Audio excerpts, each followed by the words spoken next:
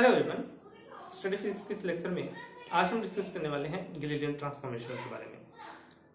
तो Galilean transformation, जिसको Newtonian transformation भी कहा जाता है, इसका जो बेसिक काम है वो है एक फ्रेम ऑफ रेफरेंस से कोऑर्डिनेट्स को दूसरे फ्रेम ऑफ रेफरेंस के अंदर ट्रांसफर करना या फिर कहते हैं चेंज करना।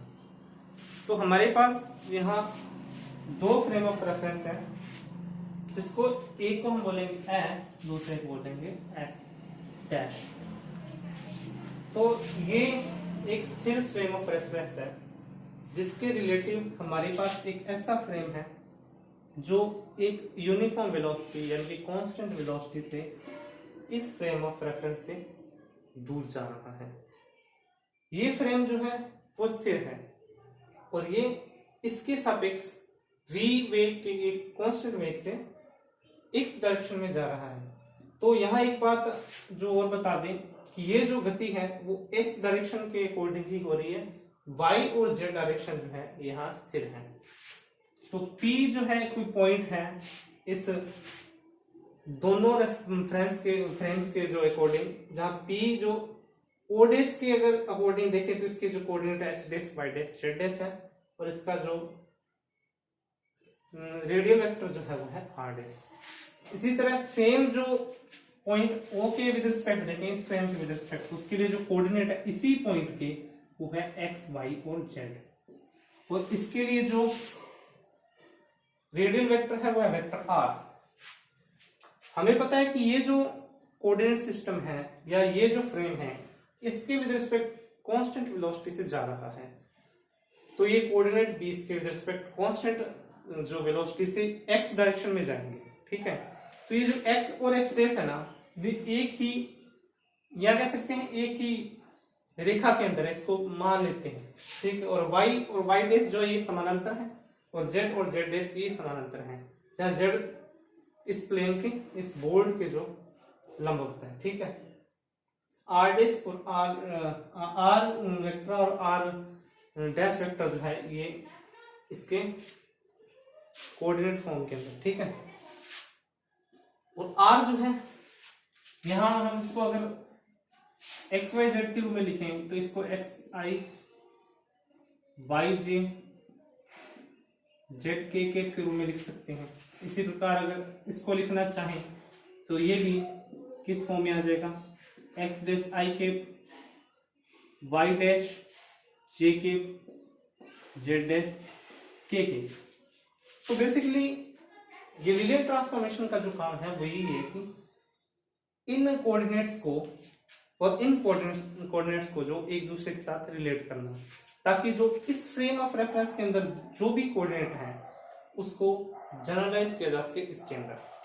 तो यही इसका काम है। बेसिक जरूरत इसकी इसीलिए पड़ती है कि हम जानते हैं कि जो अलग अलग ऑब्जर्वर हैं उसके लिए हर फ्रेम अलग होगा, हर ऑब्जर्वर का अपना एक फ्रेम होगा, तो उसके लिए उसकी नोटेशन जो है वो भी अलग अलग होगी। तो ये जो ट्रांसफॉर्मेशन है वो काम यही करता है कि अलग अलग जो नोटेशन है उसको जनरलाइज कर दे या ऐसे एक नोटेशन के रूप में रख दे जो सभी के लिए एक जैसी हो। तो ये दोनों दो तरफा चीज है, यानी कि इसको इसके अंदर भी ट्रांसफर किया जा सकता है और इसको इसके अंदर ही। तो ये चीजों को और आसान बना देता है, क्योंकि फ्रेम इनफाइनाइट है और उनको जनरलाइज करने के लिए इस तरह की ट्रांसफॉर्मेशन की जरूरत पड़ती है। अब यहाँ एक बात और है कि गैलीलियन ट्रांसफॉर्मेशन अकेला नहीं है, इसके अलावा लॉरेंट्ज ट्रांसफॉर्मेशन भी है। दोनों में फर्क इतना है कि जब हमारे जो फ्रेम या ऑब्जेक्ट्स की वैल्यू जो है स्पीड ऑफ लाइट से बहुत कम, यानी कि नॉर्मल ओकेजन्स की बात करते हैं, जहां आम सिनेरियो अपने जैसा, जहां वेलोसिटी बहुत ज्यादा नहीं होती, उस केस में हम गैलीलियन ट्रांसफॉर्मेशन का इस्तेमाल करते हैं और हमें ठीक ठाक रिजल्ट मिल जाता है। स्लाइड से एरर होता है पर हमारा काम बन जाता है। लॉरेंट्ज ट्रांसफॉर्मेशन के अंदर क्या होता है, जब ऑब्जेक्ट या फ्रेम की जो स्पीड है, रिलेटिव स्पीड जो है v, ये c के लगभग बराबर होती है, यानी कि वेलोसिटी ऑफ लाइट की लगभग इक्वल होती है, उस कंडीशन के अंदर हम क्या करते हैं, लॉरेंट्ज ट्रांसफॉर्मेशन का इस्तेमाल करते हैं। और इसका इस्तेमाल वहां इसलिए नहीं कर पाते क्योंकि एरर जो है इस केस के अंदर बहुत ज्यादा हो जाएगा। तो हमारा जो आम सिनारियो है जिसके अंदर वेलोसिटी बहुत ज्यादा नहीं है, हम मान एक फॉर एग्जांपल हम देखें, अगर ये स्टेशनरी है या जीरो है तो उस केस में v जो है, यहाँ अपने केस में मानते हैं अगर पृथ्वी का चक्कर पे सैटेलाइट लगा रहा है तो अप्रोक्सीमेशन जो है वो 30,000 मीटर पर सेकंड का सिनारियो हो सकता है।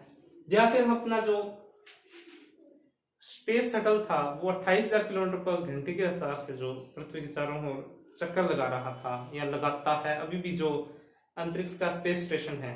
तो ये जो आम सिनारियो अपने जहां स्पीड बहुत ज्यादा नहीं होती, क्योंकि 3 लाख मीटर पर सेकंड की जो रफ्तार है बहुत ज्यादा है, ठीक है, उसके मुकाबले ये जो रफ्तार है बहुत ज्यादा नहीं होती। ऐसे सिनारियो के अंदर क्या है, हम ग्रेडियंट ट्रांसफॉर्मेशन का इस्तेमाल करते हैं। तो इस केस के अंदर क्या करें कि अगर हमारे पास एक फ्रेम है जो स्टेशनरी फ्रेम से कांस्टेंट v वेलोसिटी, कांस्टेंट का मतलब इसके विद रिस्पेक्ट बहुत चेंज नहीं हो रही है, एक यूनिफॉर्म वेलोसिटी से जा रही है, इसको हम एक दूसरे के साथ रिलेट करें तो कैसे करेंगे। यहाँ एक चीज समझ लें, ये जो p है इसके ये सेम ही है दोनों के लिए, ये जो कोऑर्डिनेट है इसके अलग अलग फ्रेम के लिए जो नोटेशन है xyz और x dash y dash z dash ये अलग अलग हैं, r और r डेश ये अलग अलग हैं। हमें क्या करना है, इनको रिलेट करना है।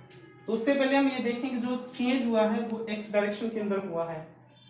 तो ये जो दूरी है इस y से x की तरफ जो दूरी है, यानी कि इस yz प्लेन से x की जो दूरी है ये वाली हमें ये निकालनी है। तो यहाँ सिंपल सा जो फॉर्मूला हम यूज करते हैं दूरी पे और टाइम के रिलेशन में, वो यही है कि जब हमें दूरी निकालनी है तो वेग का समय के साथ मल्टीप्लाई किया जाता है। तो दूरी इस केस में हम मान लेते हैं, एस तो हमने ये ले लिया ना, दूरी हम मान लेते हैं डिस्टेंस d मान लें। तो ये जो दूरी है इसकी किस रेफरेंस के अंदर, इस O वाले के अंदर s के अकॉर्डिंग, तो वेलोसिटी जो कांस्टेंट वेलोसिटी v है कितने टाइम में पहुंची वो है t मान लो टाइम है, तो जो दूरी है ये तय होने वाली ये v इंटू टी होगी। अब ये t क्यों होगी ये भी हम समझ लेते हैं। उससे पहले हम ये देख लें कि y और y डैश z और z डैश ये चेंज नहीं हुआ, क्योंकि जो चेंज आया है वो x डायरेक्शन के अंदर है। तो हम जो रिलेशन बनाएंगे उसके अंदर चेंज भी क्या होगा, वो x डायरेक्शन के अंदर ही दिखेगा, बाकी रिलेशन जो होंगी वो लगभग बराबर ही रहेंगी। और t जो है t डैश के साथ कैसे रिलेट करेगा, मान लो जब ये सिस्टम शुरू हुआ ये फ्रेम जो इस फ्रेम के जस्ट ऊपर था, यानी कि o डैश एक जगह पे थे, उस समय क्या किया, जो दोनों ऑब्जर्वर थे उन्होंने क्या किया, अपनी घड़ियां सिंक्रोनाइज कर दी एक ही टाइम पे, t इज इक्वल 0 मान लिया, मतलब उस कंडीशन में क्या थी, घड़ियां सिंक्रोनाइज थी। अब जैसे जैसे वेलोसिटी बढ़ी या एक रफ्तार हासिल हुई यूनिफॉर्म वेलोसिटी से, जैसे इस तरह बढ़ना शुरू हुआ, इस केस के अंदर हमारी वेलोसिटी बहुत ज्यादा नहीं थी, आम सिनारियो था। स्पीड ऑफ लाइट में तो टाइम डायलेशन वाला फंडा है, जिसमें क्या होगा, टाइम तो बहुत स्लो हो जाएगा, और टाइम स्लो होने की वजह से ये दोनों समान नहीं रहने वाले। पर यहाँ जो क्या है, वेलोसिटी इतनी ज्यादा नहीं है कि टाइम डायलेशन हो जाए। ये एक आम सा सिनारियो जिसके अंदर क्या बहुत बड़ा फर्क नहीं आएगा, न के बराबर। वही स्पेस वाली सी बात है, बहुत बड़ा अंतर नहीं आता। माइक्रो माइक्रो माइक्रो माइक्रो बहुत, 10 टू द पावर -10 के आसपास से भी ज्यादा ऐसा सिचुएशन बनता है जिसके अंदर बहुत ज्यादा डिले हमको नहीं मिलता। उस कंडीशन में क्या होगा, टी और टी डैश जो है वो बराबर होते हैं, टी बराबर होता है टी डैश के। तो ये आम सा सिनारियो है, जब यहाँ स्पीड ऑफ लाइट होती है तो टाइम डायलेशन का बहुत बड़ा फर्क पड़ जाता है, ठीक है। तो वहां हम लोरांट ट्रांसफॉर्मेशन इस्तेमाल करते हैं, वो इसीलिए करते हैं, ठीक है। और यहाँ अब बाकी रिलेशन को देख लें, क्योंकि ये v t डैश है, ये t बराबर है t डैश के, तो यहाँ हम अगर ऐसा भी लिखना चाहें ना तो सही है, कोई फर्क नहीं है।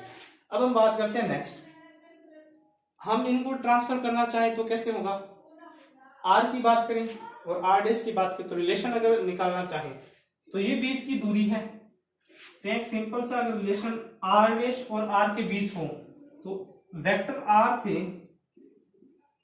r डैश निकाल लें, यानी कि ये दूरी तो है, अगर मान लो ये r डैश r की दूरी है, ये r डैश की दूरी है, तो ये जो दूरी है इसको बराबर किसके साथ करेंगे, इन दोनों से जो दूरी कम होगी वो ये होगी BT, और यहां से हम R के अंदर रिलेशन जो निकालेंगे वो ये होगा R'(VT). ये था रेडियल वेक्टर के रिलेशन में। अगर इसी को हम, क्योंकि चेंज जो हुआ है वो x के अंदर हुआ है, अगर इसको हम x component y component z के अकॉर्डिंग इसको अगर रिलेट करना चाहें तो उस कंडीशन के अंदर क्या होगा, x जो है ये हमारा x ये बराबर होगा इसके, x डेस तो है यहाँ x डेस है, पर x डेस के अंदर चेंज क्या आया, ये मान लो ऐसे था, ये समान थे, तब x और x डेस बराबर थे, लगभग ऐसा। जब वेलोसिटी हासिल हुई एक कांस्टेंट वेलोसिटी, जब तो जो दूरी बढ़ी वो ये थी VT। तो इसको अगर इस फॉर्म में लिखना चाहे तो भी सही है, ठीक है। तो ये जो रिलेशन है वो x के अंदर चेंज की है, जहां x जो है x डेस प्लस VT डेस के बराबर है, ठीक है। इसी तरह y की बात करें तो जो चेंज हुआ वो x के अंदर था, y के अंदर नहीं था, तो y और y डेस जो है ये बराबर रहने वाले हैं, z और z डेस भी बराबर रहने वाले हैं क्योंकि ये दोनों भी स्थिर है, और t जो है वो t डेस के बराबर है। तो ये जो रिलेशन हमें मिली है, ये जो रिलेशन हमें मिली है ये है गैलीलियन ट्रांसफॉर्मेशन एक फ्रेम से दूसरे फ्रेम के अंदर। तो ये था इनका बेसिक ट्रांसफॉर्मेशन। इसका इस्तेमाल हम दो फ्रेम ऑफ रेफरेंस को जनरलाइज करने के लिए करते हैं। इनको रिवर्स भी किया जा सकता है, अगर x डेस का मान निकालना हो तो x और v t की जगह t डेस की जगह t रख के हम वापस इसको इंटरचेंज कर सकते हैं। तो ये था गैलीलियन ट्रांसफॉर्मेशन के अंदर। इसके अलावा एक सूचना ये है कि हमने टेलीग्राम ग्रुप बनाया है जिसके अंदर जो हैंड रिटन नोट्स हैं क्लासिकल मैकेनिक्स या हर तरह के, जैसे कि क्वांटम मैकेनिक्स, उनके PDF नोट्स वहाँ मिल जाएंगे। अगर आप जाना चाहते हो तो डिस्क्रिप्शन में लिंक होगा, वहाँ से जा सकते हैं। धन्यवाद।